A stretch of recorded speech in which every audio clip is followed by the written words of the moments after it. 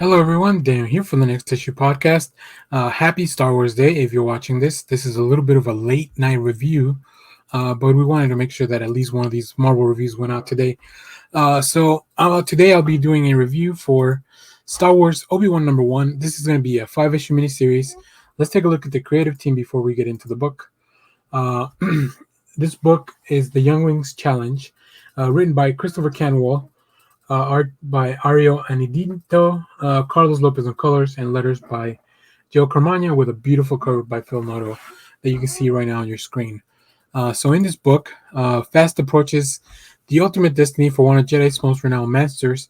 As he spends his final days in the remote deserts of Tatooine, Obi-Wan Kenobi takes time to reflect and record key moments in his heroic long-lived life.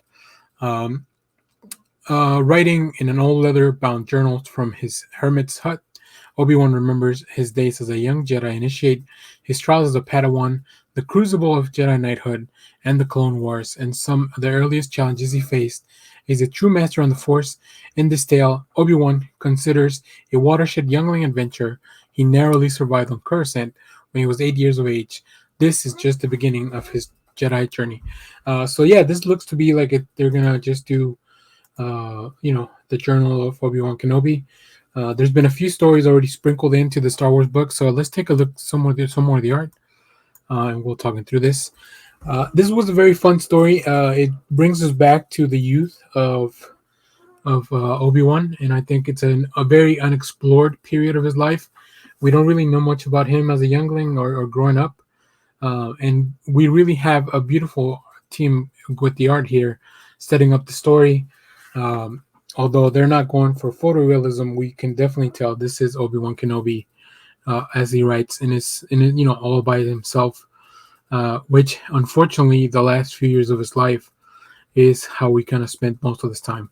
But now we flash back to a youngling and to when they were younglings in the temple, and it's really fun to see Obi-Wan as a child, having a friend that is going through some issues. She is afraid for his father, and she's having a nightmare, which, if you are familiar with the story of how things turn out, this mirrors a little bit, some of the nightmares that maybe Anakin had. So Obi-Wan has had experience with that. So I think it's going to be very smart that Christopher Cantwell is going to take some of these stories and kind of mirror some of the things and the themes that we've seen in the movies. This story is definitely action-packed. Let's go back to the art here.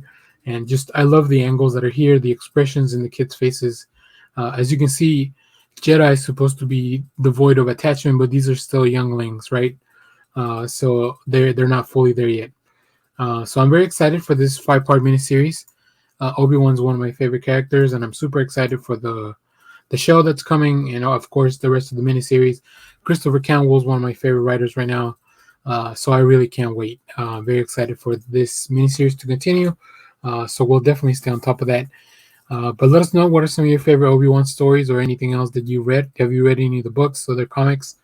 Or maybe something else by the team? But Christopher Campbell is doing Iron Man at the moment. He did a Doctor Doom series that I really enjoyed. Just a lot of really good stuff coming. And as always, we'll be covering the Obi-Wan series when it hits Disney Plus. So stay tuned for that. And I'm just really excited at all the content that we have coming at us. I love Star Wars, one of my favorite properties. So really excited to catch up on some of these comics that I can jump into something like this where I'm not as behind as the ongoings. But thanks for watching, everyone. Happy Star Wars Day if you're watching this still on May 4th.